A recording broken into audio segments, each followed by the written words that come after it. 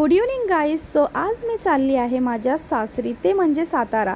जेव्हा मी घरून निघाली तेव्हा एवढी ट्रॅफिक होती आणि मला वाटलं की आम्ही पोहोचू शकणार नाही, परंतु ट्रेन सुटायला फक्त 1 मिनिट बाकी होता आणि लकीली आम्ही पोहोचलो.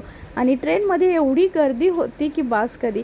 अक्षरशः हे तर उभेच होते आणि इथे बसलेल्या लोकांनी दादर, कल्याण आणि ठाणेवरून बसणाऱ्या लोकांसाठी सीट पकडून ठेवली होती. आणि मग मी काय यांच्यासोबत भांडण करून माझ्यासाठी सीट घेतली आणि स्मिताला झोका बांधून त्यात झोपवलं. आणि तुम्ही पाहू शकता मी ट्रेनच्या अगदी शेवटी बसले होते आणि शेवटून ट्रेनचं पहिलं टोक दिसत होतं.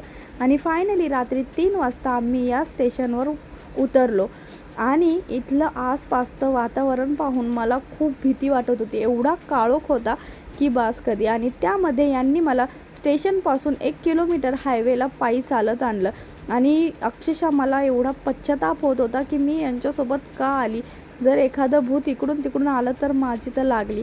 आणि मग आम्ही हायवेवर पोहोचलो आणि हायवेवरून एक दुसरी गाडी पकडून पुसेगावला पोहोचलो. आणि इथे नंतर शेकोटी केली. एवढी थंडी होती आणि इथे 2-4 कप मी चहा पिली. व्हिडिओ आवडला तर लाईक